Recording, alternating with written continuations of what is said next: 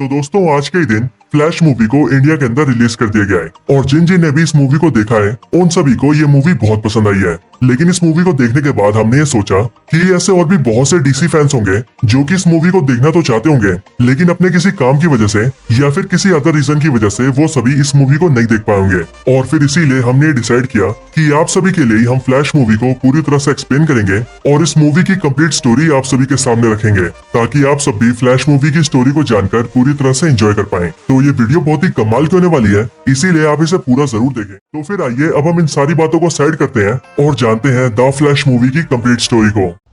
तो मूवी के स्टार्ट होते ही हम सभी बैरी को देखते हैं जो कि अपने ऑफिस जाने के लिए तैयार होकर सीधा पास की एक बेकरी शॉप में जाता है और वहां जाकर अपने लिए एक सैंडविच का ऑर्डर देता है। और अब जैसा कि आप सभी ये जानते हैं कि क्योंकि बैरी के पास सुपर स्पीड की पावर्स है इसीलिए वो जब भी तेज भागता है तब उसकी बॉडी के अंदर से बहुत सारी कैलोरीज बर्न होती है और इसीलिए उसे बहुत जल्दी जल्दी भूख भी लगती है जिस वजह से वो जल्दी जल्दी खाता भी रहता है। इस बेकरी शॉप में आकर बैरी अपने सैंडविच का ऑर्डर देता है और उसे रिसीव करने के लिए खड़ा होता है। लेकिन फिर तभी बैरी को एल्फ्रेड का कॉल आता है जो कि बैरी को बताता है कि गौथम शहर के अंदर एक काफी बड़ी रॉबरी हो गई है और एक चोर ने काफी खतरनाक चीज को चुरा लिया है। और वैसे तो उस चोर को पकड़ने के लिए बैटमैन गया है लेकिन उसे पकड़ने में बैटमैन को बैरी की जरूरत है। लेकिन एल्फ्रेड की ये बात सुनकर बैरी उससे कहता है कि अभी वो अपने ऑफिस जा रहा है और इसीलिए एल्फ्रेड को अभी जस्टिस लीग के बाकी मेंबर्स की हेल्प मांगनी होगी क्योंकि वो अपने ऑफिस के लिए पहले ही लेट हो चुका है। लेकिन ये सुनने के बाद एल्फ्रेड बैरी को बताता है कि जस्टिस लीग के सारे मेंबर्स अभी बहुत बिजी हैं और इसीलिए बैटमैन चाहता है कि फ्लैश जल्दी से वहां पर आए।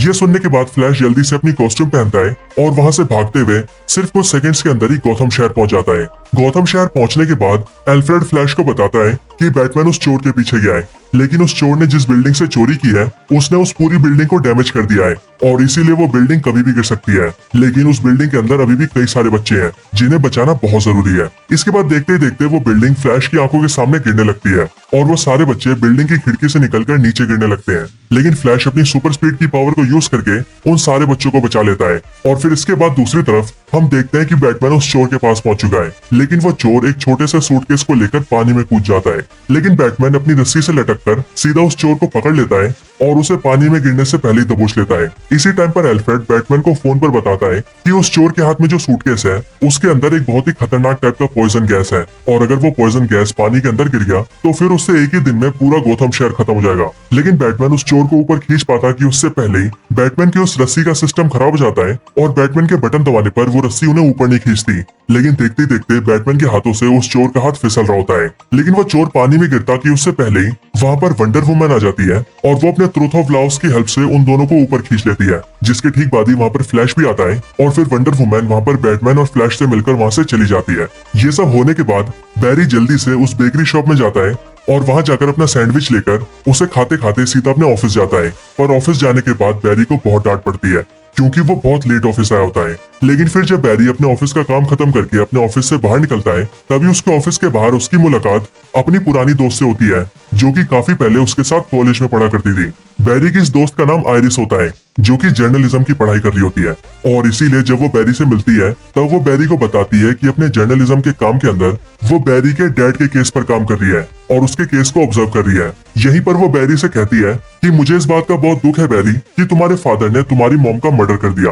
और अब उसकी वजह से तुम्हारे फादर भी जेल में है और कल के दिन ही उनकी सुनवाई है, इसीलिए हो सकता है कि कल के दिन ही उन्हें फांसी मिल जाए। लेकिन ये सब सुनने के बाद बैरी को थोड़ा गुस्सा आता है और वो अपनी दोस्त आयरिस से कहता है कि उसके डैड खूनी नहीं है और उसके डैड ने उसकी मॉम को नहीं मारा। इन सब के बाद बैरी अपनी फ्लैश की कॉस्ट्यूम में आता है और सीधा अपने पुराने घर के सामने आता है और वहां खड़ा होकर वो उसी दिन की स्टोरी को याद करने लगता है जिस दिन उसकी मॉम की मौत हुई थी। इसके बाद ही हमें पास्ट की स्टोरी दिखती है जहां पर हम ये देखते हैं कि बैरी बहुत छोटा है और उसके घर के अंदर उसकी मॉम उसके साथ खाना बना रही है। लेकिन फिर तभी उसके पीछे से उसके डैड आते हैं और फिर वो तीनों वहां पर काफी हंसी मजाक करते हैं। लेकिन फिर यहीं पर बैरी की मॉम बैरी के डैड से कहती है कि उन्हें अभी एक खाना बनाना है लेकिन उस खाने को बनाने के लिए उन्हें टमाटो केचप की जरूरत है और इसीलिए बैरी की मॉम चाहती है कि बैरी के डैड सुपरमार्केट जाकर टमाटो केचप के कैन को लेकर आए। लेकिन ये सुनकर बैरी के डैड बैरी की मॉम से कहते हैं कि तुम आज सुबह ही मार्केट गई थी लेकिन तब भी तुम खुद कैन नहीं लाई। लेकिन ये सुनकर बैरी की मॉम बैरी के डैड को जवाब देती है कि वो सुपरमार्केट गई तो थी लेकिन वो टमाटो केचप के कैन को लेना भूल गई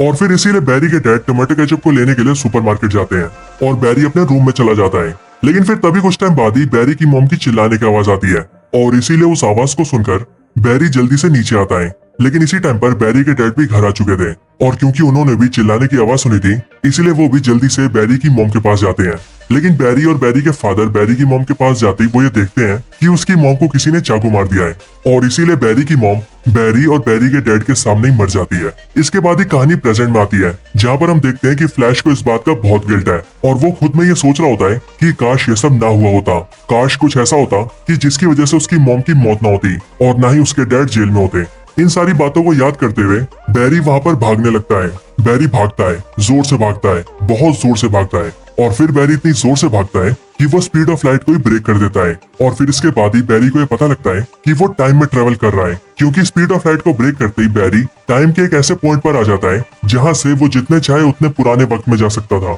बैरी की आंखों के सामने सारा पास्ट इवेंट दिख रहा होता है लेकिन बैरी ये सब देखकर अपने टाइम में वापस आ जाता है। इसके बाद बैरी ब्रूस से मिलता है और ब्रूस वेन से मिलने के बाद बैरी उसे ये सब कुछ बताता है कि कैसे वो बहुत तेज भागकर टाइम में ट्रेवल करने लगा और कैसे उसने पास्ट के सारे इवेंट्स देखे जहां पर वो पास्ट के इवेंट्स को चेंज भी कर सकता था। इसके बाद ही बैरी ब्रूस वेन को बताता है कि अब वो जान चुका है कि पास्ट में कैसे जाते हैं और अब उसके पास पास्ट में जाने का पूरा एक्सेस है और इसीलिए अब उसने फैसला किया है कि वो अब से पास्ट में जाएगा और सीधा उसी टाइम पर जाएगा जिस टाइम पर उसकी मॉम की मौत होने वाली है और वो उस टाइम पर जाकर अपनी मॉम की मौत होने से रोक देगा। इसी के साथ ही वो बैटमैन से ये भी कहता है कि अगर ब्रूस वेन चाहे तो वो उसके मॉम डैड को भी मरने से बचा सकता है। लेकिन ये सब सुनकर ब्रूस वेन बैरी से कहता है, देखो बैरी, आज हम जहाँ भी हैं और जिस भी मुकाम पर हैं वो सब हम उन्हीं पास्ट के इवेंट्स की वजह से हैं। जिसका मतलब यही है बैरी कि अगर मेरे पेरेंट्स ना मरते तो ना ही कोई बैटमैन होता और अगर तुम्हारी मॉम नहीं मरती तो ना ही इस दुनिया में कोई फ्लैश होता। इसीलिए बैरी, जो हुआ है उसे वैसे ही रहने दो। टाइम को छेड़ना बिल्कुल भी ठीक नहीं है क्योंकि टाइम को छेड़ने का अंजाम क्या से क्या हो सकता है इस बारे में हम कुछ भी नहीं जानते।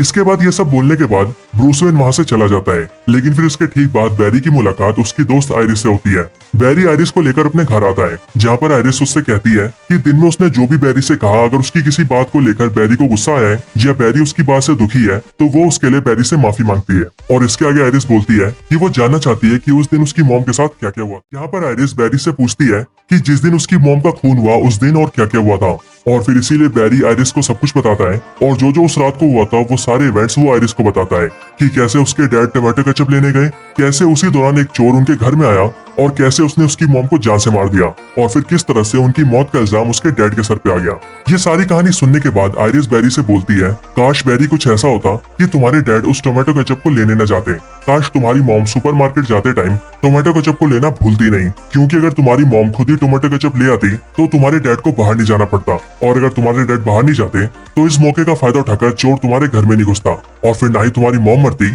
और ना ही तुम्हारे डैड जेल में होते। आयरिस की ये सारी बातें सुनकर बैरी को फटाक से एक आइडिया आता है और बैरी ये सोचता है कि अगर वो अपनी स्पीड फोर्स पावर्स का यूज करके फिर से बहुत तेज भागेगा और टाइम में ट्रेवल करेगा और सीधा उसी टाइम पर चला जाएगा जिस टाइम पर उसकी मॉम सुपरमार्केट गई थी, तब वो टमाटो केचप के डब्बे को उनके बास्केट में रख देगा ताकि उसकी मॉम टमाटो केचप को लाना भूले ही नहीं और उसके डैड बाहर ही ना जाए ताकि उसकी मॉम जिंदा रहे। ये सोचने के बाद बैरी एलन फटाक से तैयार होता है और वो जल्दी से भागते हुए पास्ट में जाता है और सीधा उसी टाइम पर पहुंच जाता है जिस टाइम पर उसकी मॉम सुपरमार्केट में होती है और फिर उसी टाइम पर वो अपनी सुपर स्पीड यूज करके टोमेटो केचप के कैन को अपनी मॉम के बास्केट में डाल देता है और फिर ये करने के बाद बैरी अपने टाइम में वापस आ रहा होता है। लेकिन जब बैरी अपने टाइम में वापस आ रहा होता है तभी एक पॉइंट ऑफ टाइम के अंदर एक मिस्टीरियस और अनजान सा आदमी बैरी को एक जोरदार धक्का देता है जिस वजह से बैरी टाइम के फ्लो से बाहर गिर जाता है और फिर वो सीधा अपनी दुनिया के एक ऐसे टाइम में पहुंच जाता है जिस टाइम पर बैरी एलन 18 साल का होता है। इस टाइम पर आने के बाद बैरी सीधा अपने घर जाता है और वहां पहुंचते ही वो अपनी मॉम और डैड को देखता है। उन दोनों को देखते ही बैरी को बहुत खुशी होती है और वो ये सोचता है कि आखिरकार उसने अपनी मॉम की जान बचाई ली। इसके बाद वो अपने मॉम डैड से मिलता है और फिर वो उनके साथ खाना भी खाता है और काफी देर बातें भी करता है। लेकिन फिर तभी बैरी शीशे के बाहर ये देखता है कि उस टाइम का बैरी यानी कि 18 साल का बैरी अपने घर आ रहा है। अब यहाँ पर दो बैरीज को देखकर आपको कंफ्यूजन ना हो, इसीलिए हम अपने टाइम के बैरी को बैरी कहेंगे और जो बैरी इस टाइमलाइन से बिलोंग करता है यानी कि 18 साल का बैरी, उस बैरी को हम छोटा बैरी कहेंगे क्योंकि 18 साल का ये बैरी अभी सिर्फ कॉलेज में है। छोटे बैरी से मिलने के बाद बैरी उसे साइड में ले जाता है और चुप रहने के लिए कहता है, लेकिन छोटा बैरी अपने जैसे आदमी को देखकर बहुत ज्यादा चौंक जाता है और बैरी को देखकर उसे कुछ भी समझ नहीं आता। लेकिन फिर तभी बैरी छोटे बैरी को लेकर अपने रूम में जाता है और फिर वो उसे सारी कहानी समझाता है। लेकिन बैरी छोटे बैरी को ये नहीं बताता कि उसके टाइम में उसकी मॉम मर चुकी थी और वो इसीलिए अपनी मॉम को बचाने आया था। पर छोटा बैरी बैरी से कई बार पूछता है कि आखिरकार उसका फ्यूचर विजन टाइम में पीछे क्यों आया है, और फिर कई बार पूछे जाने के बाद बैरी उसे ये बोलता है कि वो टाइम में क्यों पीछे आया ये वो उसे नहीं बता सकता, और वो इसीलिए क्योंकि अगर उसने छोटे बैरी को ये बता दिया कि वो टाइम में क्यों पीछे आया है तो इससे टाइम और स्पेस में बहुत सारी गड़बड़ियां हो सकती है। इसके बाद बैरी छोटे बैरी से उसका हालचाल पूछता है और वो उससे पूछता है कि उसकी लाइफ के अंदर क्या क्या चल रहा है, और जब छोटा बैरी उसे सब कुछ बताता है तब बैरी को यह पता लगता है कि उसकी मॉम के जिंदा रहने की वजह से बैरी के अंदर काफी चेंजेस आ चुके हैं। वो बहुत ज्यादा मजाकिया बन चुका है, कॉलेज में काफी पॉपुलर हो चुका है, और जिस लड़की के ऊपर बैरी का अपने कॉलेज टाइम में क्रश था छोटा बैरी उसके साथ भी दोस्ती कर चुका है। लेकिन फिर बातचीत के दौरान ही बैरी का ध्यान बाहर जाता है और वो ये देखता है कि बाहर का मौसम बहुत खराब है और हर तरफ बिजली कड़क रही है। ये देखते ही बैरी छोटे बैरी से टाइम और डेट पूछता है, और फिर जैसे ही छोटा बैरी बैरी को टाइम और डेट बताता है वैसे ही बैरी छोटे बैरी से कहता है कि ये वही दिन है जिस दिन मुझे पावर्स मिली थी, यानी कि 29 सितंबर, और इसीलिए मुझे किसी भी हालत में तुम्हें भी पावर्स दिलवानी होंगी, क्योंकि अगर तुम्हें पावर्स नहीं मिली तो इसका मतलब ये होगा कि पास्ट में मुझे कभी पावर्स मिली नहीं है, और अगर मुझे पास्ट में कभी पावर्स मिलेंगी नहीं तो इस प्रेजेंट टाइम में मेरे पास पावर्स रहेंगी कैसे, जिसका सिंपल मतलब यही होगा कि अगर तुम्हें पावर्स नहीं मिली तो मैं अपनी पावर्स भी खो दूंगा, और अगर ऐसा हुआ तो मैं अपने टाइम में वापस नहीं जा पाऊंगा,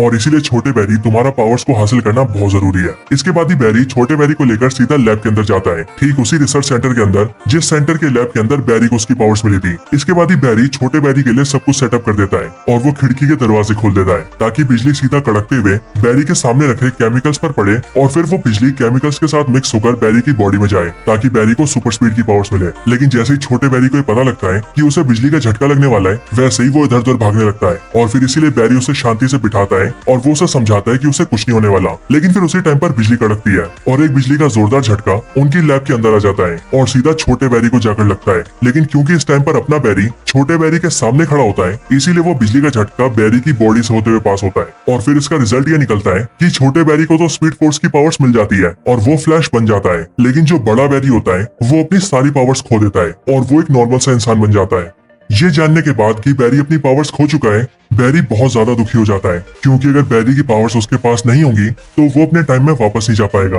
और इसीलिए बैरी ये सोचने लगता है कि उसे कुछ भी करके अपनी पावर्स को हासिल करना होगा। लेकिन जब बैरी ये सब सोच ही रहा होता है तभी वो टीवी पर एक न्यूज देखता है जिस न्यूज में ये बताया जाता है कि जनरल जॉर्ड पृथ्वी पर आ चुका है और वो भी अपनी पूरी आर्मी के साथ, और जनरल जॉर्ड अर्थ वालों से कह रहा है कि वो यहाँ पर अपनी अमानत लेने आया है, अपनी उस अमानत को जो कि सालों पहले यहाँ पर आ गई थी, और अगर पृथ्वी वासियों ने उसे उसकी अमानत नहीं दी तो फिर वो पूरी पृथ्वी को ही तबाह कर देगा। ये न्यूज सुनते ही बैरी समझ जाता है कि जनरल जॉर्ड यहाँ पर सुपरमैन की बात कर रहा है और वो पृथ्वी पर सुपरमैन को लेने आया है, और अगर सुपरमैन उसे नहीं मिला तो वो पूरी पृथ्वी तबाह कर देगा। ये सोचने के बाद बैरी ये सोचता है कि लास्ट टाइम जब जनरल जॉर्ड यहाँ पर आया था तब उसका मुकाबला सुपरमैन से हुआ था, लेकिन सुपरमैन की लाख कोशिशों के बाद भी जनरल जॉर्ड और उसकी आर्मी ने मिलकर हमारी दुनिया के हजारों और लाखों लोगों को मार दिया था, और कई सारे लोग बैरी की आंखों के सामने भी मर गए थे। और फिर इसीलिए बैरी छोटे बैरी को ये सारी बात बताते हुए उसे समझाता है कि इस बार कुछ भी करके उसे जनरल जॉर्ड को रोकना होगा, और वो इसीलिए क्योंकि इस दुनिया के अंदर उसके मॉम और डैड रहते हैं और बैरी किसी भी हालत में उन्हें कुछ नहीं होने देगा। इसके बाद ही बैरी ये डिसाइड करता है कि वो इस बार सारी जस्टिस लीग को एक साथ लेकर आएगा,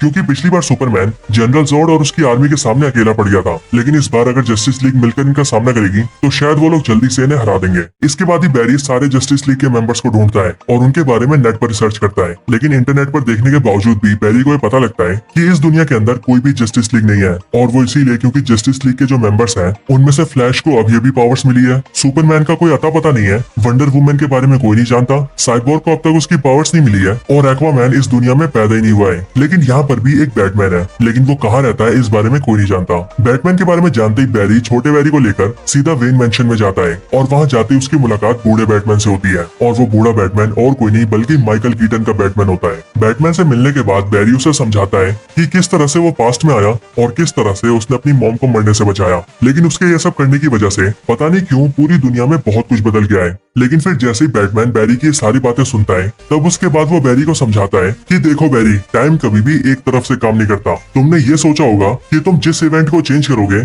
उसके आगे के आने वाले सारे इवेंट चेंज हो जाएंगे, और ये बात सच तो है लेकिन आधी सच है। और वो इसीलिए बैरी क्योंकि जब भी टाइम का कोई इवेंट चेंज होता है तब उसकी वजह से न सिर्फ उसके आगे के इवेंट्स चेंज होते हैं, उसके पहले के इवेंट्स भी चेंज हो जाते हैं। यानी कि टाइम के एक इवेंट को चेंज करने का मतलब है उसके पास्ट और प्रेजेंट दोनों में चेंज होना। और इसीलिए जैसे तुमने टाइम में पीछे आकर जाकर अपनी मॉम के मरने वाले इवेंट को चेंज किया, वैसे ही उसकी वजह से न सिर्फ उसके आगे के इवेंट्स चेंज हुए बल्कि उसके पहले के इवेंट्स भी चेंज हो गए। लेकिन फिर इसके बाद ही बैरी बैटमैन से कहता है कि जनरल जॉर्ड पृथ्वी पर आ चुका है और अगर उसे सुपरमैन नहीं मिला तो वो पूरी दुनिया को बर्बाद कर देगा और इसीलिए उसे कुछ भी करके सुपरमैन को ढूंढना ही होगा। इसके बाद बैटमैन बैरी से प्रॉमिस करता है कि वो सुपरमैन को ढूंढने में उसकी मदद करेगा। इसके बाद ही बैटमैन अपने डेटा को चेक करता है और ये पता लगा लेता है कि सालों पहले पृथ्वी के ऊपर एक अनजान मीटेओराइट आकर गिरा था, लेकिन उसके अंदर से एक एलियन बच्चा निकला था जिसे साइबेरिया में रहने वाले एक गैंगस्टर टीम ने उठा लिया था और तब से लेकर अब तक उस क्रिमिनल गैंग के पास ही वो बच्चा है। ये पता लगता ही दोनों बैरी बैटमैन के साथ मिलकर सीधा साइबेरिया में जाते हैं ताकि वो लोग सुपरमैन को बचा सके। और फिर जब वो लोग वहाँ पर पहुँचते हैं तब वहाँ की सारी सिक्योरिटी से लड़ते हुए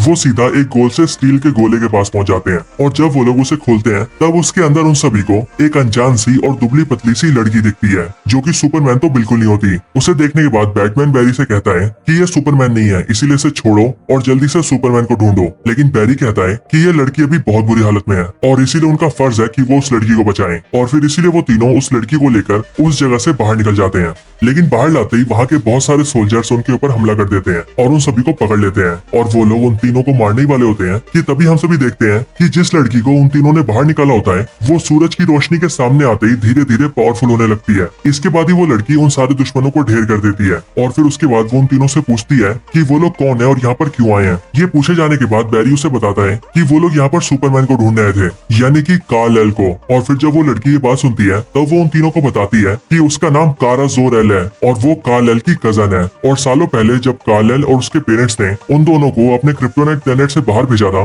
तब कार्ल-एल को यहाँ पर आना था और उसे कहीं और जाना था। लेकिन रास्ते में ही उनकी डेस्टिनेशन लोकेशन चेंज हो गई और वो पृथ्वी पर आ गई और कार्ल-एल किसी और प्लेनेट पर चला गया। ये सब बताने के बाद ही कारा-एल यानी कि सुपरमैन की बहन सुपर गर्ल वहीं पर बेहोश हो जाती है क्योंकि वो अभी भी काफी कमजोर थी और इसीलिए वो तीनों मिलकर उसे बैटमैन के घर ले आते हैं जहाँ पर वो लोग उसे छत पर ले जाते हैं ताकि सूरज की रोशनी से उसे ताकत मिल सके। लेकिन सूरज की रोशनी से जैसे उसे ताकत मिलती है वैसे ही वो वहाँ से उड़कर चली जाती है और सीधा जाकर ये देखती है कि जनरल जोर्ड उस प्लेनेट के ऊपर हमला करने की तैयारी में है और अगर सही टाइम पर उसे रोका ना गया तो वो पूरी पृथ्वी को मिटा देगा। इधर अपना बैरी छोटे बैरी और बैटमैन से ये कहता है कि उसे अपनी पावर्स हासिल करनी होगी ताकि वो जनरल जोर्ड का सामना कर सके और इसी के लिए वो बैटमैन की हेल्प से ठीक उसी एक्सपेरिमेंट को करने के लिए वहाँ पर सारी तैयारियां करता है ताकि बिजली का झटका लगते ही उसे उसकी पावर्स मिल सके। लेकिन जैसे ही बैरी को एक बिजली का झटका लगता है पर उस वजह से बैरी बहुत ज्यादा जख्मी हो जाता है और बैटमैन का वो बनाया हुआ पूरा मशीन भी डिस्ट्रॉय हो जाता है। लेकिन फिर तभी वहाँ पे सुपर गर्ल आती है और वो बैरी को लेकर सीधा आसमान में जाती है जहाँ पर एक जोरदार बिजली का झटका बैरी से आकर लगता है और बैरी को उसकी पावर्स वापस मिल जाती है। इसके बाद ही सुपर गर्ल बैरी को नीचे लाती है और वहाँ पर वो सभी से कहती है कि जनरल जोर्ड पूरी पृथ्वी को तबाह करने आया है और इसीलिए अब से वो भी उनका साथ देगी और जनरल जोर्ड से लड़ने में उनकी मदद करेगी। इसके बाद ही वो चारों मिलकर ये प्लान बनाते हैं कि कारा जोर-एल यानी कि सुपर गर्ल जनरल जोर्ड से लड़ेगी और टीम के बाकी 3 मेंबर्स जनरल जोर्ड की आर्मी को रोकेंगे। इसके बाद ही जनरल जोर्ड पृथ्वी के ऊपर हमला करना स्टार्ट कर देता है और वो धीरे धीरे करके पृथ्वी के हिस्सों को तबाह करने लगता है। ये देखकर फ्लैश और उसकी पूरी टीम उसे रोकने जाते हैं जिनमें सुपर गर्ल जनरल जोर्ड से लड़ती है और टीम के बाकी 3 मेंबर्स यानी कि फ्लैश, छोटा फ्लैश और बैटमैन तीनों मिलकर जनरल जोर्ड की आर्मी से लड़ते हैं। लेकिन इसी फाइट में लड़ते लड़ते जनरल जोर्ड सुपर गर्ल को जान से मार देता है और बैटमैन भी लड़ाई के अंदर मारा जाता है। लेकिन जैसे ही दोनों बैरी ये देखते हैं कि सुपर गर्ल और बैटमैन मर चुके हैं वैसे ही वो ये समझ ही नहीं पाते कि अब आगे उन्हें क्या करना है और फिर इसीलिए दोनों बैरी ये डिसाइड करते हैं कि वो फिर से टाइम में पीछे जाएंगे और बैटमैन और सुपर गर्ल को मरने से बचा लेंगे। और फिर ये दोनों बैरी ऐसा ही करते हैं, वो टाइम में पीछे जाते हैं और बैटमैन और सुपर गर्ल के मरने वाले इवेंट को चेंज कर देते हैं। लेकिन तभी वो दोनों देखते हैं कि बैटमैन और सुपर गर्ल फिर से मर चुके हैं और उन दोनों के दूसरी बार मरते ही बैरी ये समझ जाता है कि उन दोनों का मरना किस्मत में लिखा है और ये एक ऐसा इवेंट है जिसे चाह कर भी बदला नहीं जा सकता। लेकिन छोटा बैरी फिर से पास्ट में जाने की बात करता है और इसीलिए वो फिर से बैरी को लेकर भागने लगता है और फिर वो दोनों बैरी टाइम फ्लो के उसी पॉइंट पर पहुंच जाते हैं जहां पहुंचकर वो लोग टाइम में चेंजेस करते हैं। और फिर यहाँ आने के बाद छोटा बैरी बार बार ये कोशिश करता है और बैटमैन और सुपर गर्ल को बचाने का ट्राई करता है, लेकिन वो ये देखता है कि हर बार उन दोनों की मौत हो रही है और फिर इसीलिए बैरी छोटे बैरी को ये समझाता है कि तुम्हारा कोशिश करना बेकार है क्योंकि मरना इन दोनों की किस्मत में लिखा है और हम दोनों लाख कोशिशों के बाद भी इस चीज को नहीं बदल सकते। छोटे बैरी, मैं समझ ही नहीं पा रहा था, मैं सोच रहा था कि मैं सब कुछ ठीक कर दूंगा लेकिन मैं ये भूल गया था कि अपनी किस्मत को कोई नहीं बदल सकता, डेस्टिनी में जो लिखा है वो होकर ही रहेगा। इसके आगे बैरी छोटे बैरी से कहता है बैरी, हमें अपनी मॉम को मरने देना होगा क्योंकि मरना उनकी किस्मत में लिखा है और अगर उनकी डेथ होगी तभी ये पूरी दुनिया एक बार फिर से वैसी बनेगी जैसी ये पहली थी और अगर हमने ऐसा नहीं किया तो फिर ये पूरी दुनिया ही बर्बाद हो जाएगी। लेकिन ये सुनते ही छोटा बैरी बैरी की बात से एग्री नहीं करता और वो बैरी से कहता है कि तुम हमारी मॉम को मारने की बात कर रहे हो, लेकिन मैं ऐसा कुछ नहीं होने दूंगा। चाहे कुछ भी हो जाए मैं अपनी मॉम को मरने नहीं दूंगा और मैं अपनी मॉम को बचाने के बाद भी सब कुछ ठीक कर दूंगा। और फिर ये बोलकर छोटा बैरी एक बार फिर से टाइम में ट्रेवल करने लगता है, लेकिन वो वहां से जा पाता कि उससे पहले ही वहां पर वही मिस्टीरियस आदमी आ जाता है जिसने मूवी में कुछ टाइम पहले बैरी के ऊपर हमला किया था और उसे टाइम के फ्लो से धक्का देकर बाहर निकाल दिया था। यहाँ पर आने के बाद वो बैरी से फाइट करता है, लेकिन फाइट के दौरान ही बैरी और छोटे बैरी को पता लगता है कि वो मिस्टीरियस आदमी और कोई नहीं बल्कि छोटे बैरी का फ्यूचर वर्जन है। अपनी आइडेंटिटी के रिवील होने के बाद छोटे बैरी का फ्यूचर वर्जन उन दोनों को ये बताता है कि वो मैं ही था बैरी जिसने तुम्हें टाइम फ्लो से धक्का देकर बाहर निकाला था और तुम्हें 29 सितंबर के दिन में धकेल दिया था ताकि मुझे मेरी पावर्स मिल सके और तुम मुझे मेरी पावर्स दिलवाओ, समझे बैरी? और हाँ, अभी जो ये छोटा बैरी तुम्हारे सामने कर रहा है मैं इसी का फ्यूचर वर्जन हूँ और तुम ये जानते भी नहीं हो कि मेरी उम्र कितनी ज्यादा है। मैं अनगिनत सालों से इसी टाइम फ्लो में घूम रहा हूँ और बार बार सब कुछ चेंज करने की कोशिश कर रहा हूँ और यहाँ पर तुम छोटे बैरी को रोकने की कोशिश कर रहे हो, लेकिन अगर तुमने छोटे बैरी को रोक दिया तो इससे ना ही छोटा बैरी टाइम को ठीक करने की कोशिश कर पाएगा और फिर ना ही उससे मेरा क्रिएशन होगा और इसीलिए बैरी तुम हमारे रास्ते में ना आओ, इसीलिए मैं तुम्हें खत्म कर दूंगा। और फिर ये बोलने के बाद ही छोटे बैरी का फ्यूचर वर्जन बैरी को मारने के लिए आता है और एक हथियार से बैरी के ऊपर वार करता है, लेकिन उसी टाइम पर छोटा बैरी बैरी के सामने आ जाता है जिस वजह से वो हथियार छोटे बैरी को लग जाता है और छोटे बैरी की जान चली जाती है। और क्योंकि छोटा बैरी मर जाता है इसीलिए वो अनजान आदमी जो कि छोटे बैरी का फ्यूचर वर्जन था वो भी खत्म हो जाता है। अब इनके साथ ही यहीं पर जो इवेंट्स हो रहे हैं मैं आपको वो भी बता देता हूँ। असल में यहीं पर जब छोटा बैरी बार बार टाइम को चेंज करने की कोशिश कर रहा था तब उसी की वजह से टाइम फ्लो पूरी तरह से बिगड़ चुका था, जिस वजह से यहीं पर हमें बहुत सारे यूनिवर्सेस दिखाए गए थे और ये सारे यूनिवर्सेस उन्हीं सुपरमैन्स के थे जिन सुपरमैन्स को हमने पुरानी डीसी मूवीज के अंदर देखा है और यहाँ पर एक एक करके हमें उन सारे सुपरमैन्स की भी झलक मिलती है और इन सबके यूनिवर्सेस टाइम फ्लो में होने वाली गड़बड़ी की वजह से आपस में टकराने लगे थे, जिसका मतलब इनकर्जन हो रहा था और ये इनकर्जन सब कुछ खत्म कर रहा था। लेकिन अब क्योंकि छोटा बैरी मर जाता है इसीलिए छोटे बैरी का फ्यूचर वर्जन भी अपने अस्तित्व से गायब हो जाता है और फिर इसी वजह से देखते ही देखते इनकर्जन भी रुक जाता है और जो यूनिवर्सेस डिस्ट्रॉय हो रहे थे वो सभी पहले की तरह ही ठीक हो जाते हैं। इसके बाद बैरी ये डिसाइड करता है कि अब वो अपनी मॉम को मरने देगा ताकि सब कुछ ठीक हो जाए और पूरी दुनिया बच सके और फिर इसी के लिए बैरी उसी टाइम में वापस जाता है जिस टाइम पर उसकी मॉम सुपरमार्केट जाती है और वहाँ पर वो देखता है कि बैरी का पहले वाला वर्जन बैरी की मॉम के बास्केट में उस टमाटो केचप को डाल देता है, लेकिन फिर उसके जाते ही बैरी वहाँ पर आता है जो कि अभी का बैरी होता है और वो उस टमाटो केचप को निकालकर उसे फिर से उसकी शेल्फ में डाल देता है। लेकिन इस बार बैरी उस टमाटो केचप को उसकी शेल्फ में डालने की बजाय उसके एक ऊपर वाले शेल्फ में डाल देता है और फिर वो वहाँ से अपने टाइम में वापस आ जाता है, जिसके बाद जैसे वो अपने टाइम में आता है वैसे उसे पता लगता है कि सब कुछ ठीक हो चुका है। इसके बाद ही अगले दिन बैरी के डैड की हियरिंग होती है और जब बैरी वहाँ पर जाता है तब उसे पता लगता है कि बैरी के डैड के लॉयर को एक एविडेंस मिला है, जो एविडेंस उसे ब्रूस वेन की हेल्प से मिला है और वो एविडेंस होता है सुपरमार्केट की सीसीटीवी फुटेज। और अगर आपको याद हो तो मैंने कुछ टाइम पहले आपको बताया था कि जब बैरी ने टोमेटो केचप रखा था तब उसने उस टोमेटो केचप को उसकी शेल्फ में रखने की बजाय उसके ऊपर वाले शेल्फ में रखा था, जिस वजह से जब बैरी के डैड उस टोमेटो केचप को लेने जाते हैं तब वो टोमेटो केचप को ऊपर वाले शेल्फ से उतारने के लिए अपने मुंह को ऊपर करके अपने हाथ को बढ़ाते हैं, जिससे कि उस कैमरे के अंदर बैरी के डैड की फोटो आ जाती है और ये एक एविडेंस बन जाता है कि जिस टाइम पर बैरी की मॉम की डेथ हुई उस टाइम पर बैरी के डैड वहाँ पर नहीं थे। इसके बाद ही इस एविडेंस की वजह से बैरी के डैड को छोड़ दिया जाता है। इसके बाद ही बैरी बहुत खुश होता है, लेकिन तभी उसे ब्रूस वेन का कॉल आता है जो कि उससे कहता है कि वो उससे मिलने आ रहा है। ये सुनकर बैरी ब्रूस वेन से कहता है कि तुम जल्दी आओ क्योंकि मुझे भी तुम्हें बहुत कुछ बताना है। लेकिन जब ब्रूस वेन वहाँ पर आता है तब बैरी ये देखता है कि वो ब्रूस वेन नहीं बल्कि कोई और ही है और इसीलिए वो ब्रूस वेन से पूछता है कि तुम कौन हो और आखिर ब्रूस वेन कहाँ है। लेकिन वो आदमी बैरी को बताता है कि वही ब्रूस वेन है और आखिर बैरी को हो क्या गया है वो उसे पहचान क्यों नहीं रहा है। और फिर यहीं पर हमें पता लगता है कि बैरी अपने एग्जैक्ट टाइम में वापस नहीं आया और ऐसा इसीलिए हुआ है क्योंकि बैरी ने टमाटो केचप को उसके शेल्फ में रखने की बजाय उसके एक शेल्फ ऊपर रखा था, जिस वजह से डेस्टिनी फिर से चेंज हुई और जहाँ डेस्टिनी के अकॉर्डिंग बैरी की मॉम के मरने के बाद बैरी के डैड को जेल जाना था और शायद से उन्हें फांसी भी होनी थी, वो इवेंट अब चेंज हो चुका है। और क्योंकि मैंने आप सभी को पहले ही बताया था कि इवेंट के चेंज होने की वजह से न सिर्फ फ्यूचर बदलता है बल्कि पास्ट भी चेंज हो जाता है और इसीलिए यही एक रीजन है कि क्यों यहाँ पर जो बैटमैन है वो पहले के बैटमैन से बिल्कुल ही अलग है। और फिर इसके साथ ही ये पूरी मूवी यहीं पर एंड हो जाती है। अब मूवी के खत्म होने के बाद मूवी के अंदर एक पोस्ट क्रेडिट सीन भी आता है, जिस सीन के अंदर हम ये देखते हैं कि बैरी एलन सीधा जाकर एक्वामैन से मिलता है और वहां जाकर वो ये देखता है कि इस टाइमलाइन के अंदर जो एक्वामैन है वो बिल्कुल वैसे ही एक्वामैन है जो कि उसके खुद के टाइमलाइन के अंदर था। और इसीलिए वो यहाँ पर एक्वामैन से मिलकर उसे समझाता है कि चाहे कोई भी टाइमलाइन क्यों ना हो, उन सभी टाइमलाइंस के अंदर एक्वामैन सिर्फ वही रहेगा। और फिर इसके बाद ही ये पोस्ट क्रेडिट सीन भी यहीं पर एंड हो जाता है।